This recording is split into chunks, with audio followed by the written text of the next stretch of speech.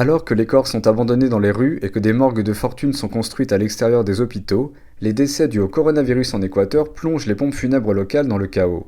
En raison de la pénurie de cercueils en bois, le gouvernement est obligé d'utiliser des cercueils en carton. L'Équateur est l'un des pays les plus durement touchés d'Amérique du Sud. Le pétrole est sa principale source de revenus, mais son oléoduc le plus important s'est rompu début avril. La plupart de ses exportations sont maintenant interrompues. Le président équatorien, Lenín Moreno, affirme que le pays est confronté à une urgence économique sans précédent. Les pays les plus touchés par le virus semblent avoir une particularité commune, des liens étroits avec le Parti communiste chinois.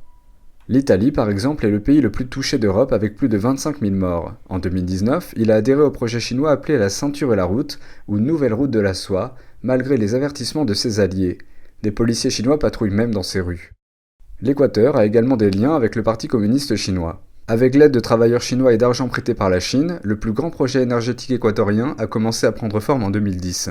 Il s'agit du barrage Coca-Codo-Sinclair. Selon le New York Times, ce barrage doit fournir un tiers de l'électricité équatorienne et permettre au pays de sortir de la pauvreté. Au lieu de cela, le projet est un désastre. Le barrage se situe à proximité d'un volcan en activité. Ses installations sont criblées de fissures dues à l'acier de mauvaise qualité. Lorsque les travailleurs ont essayé de le faire fonctionner à plein régime, il a provoqué un court-circuit dans le réseau national du pays. Aujourd'hui, il ne fonctionne plus qu'à la moitié de sa capacité.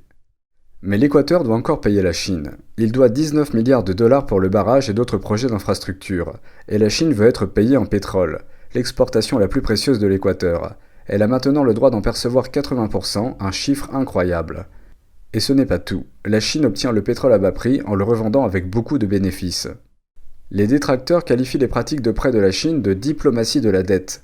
Ces dernières années, Pékin a versé des milliards de dollars aux pays en développement pour les aider à construire leurs infrastructures. Lorsque les pays ne peuvent pas rembourser les prêts, Pékin prend alors le contrôle de leurs principaux actifs. L'Équateur doit à la Chine plus d'argent qu'elle n'en doit à aucun autre pays. L'influence politique qui en découle est évidente. En 2015, sous la pression de la Chine, un centre culturel local a annulé Shenyun, une semaine avant la représentation. Shenyun est un spectacle de danse classique chinoise qui présente également des scènes de violation des droits de l'homme en Chine. La Chine a également financé et construit le système national d'intervention d'urgence du pays. Il s'agit d'un vaste système de surveillance avec 4500 caméras et 16 centres d'intervention régionaux. Le système de surveillance a été en grande partie construit par Huawei, une société contrôlée par le gouvernement chinois. Le dirigeant chinois, Xi Jinping, a visité le siège du système de surveillance en 2016. Il s'est dit heureux de voir les entreprises chinoises réaliser de grands projets en Équateur et espère qu'elles pourront contribuer davantage à rapprocher les deux pays. NTD News, France.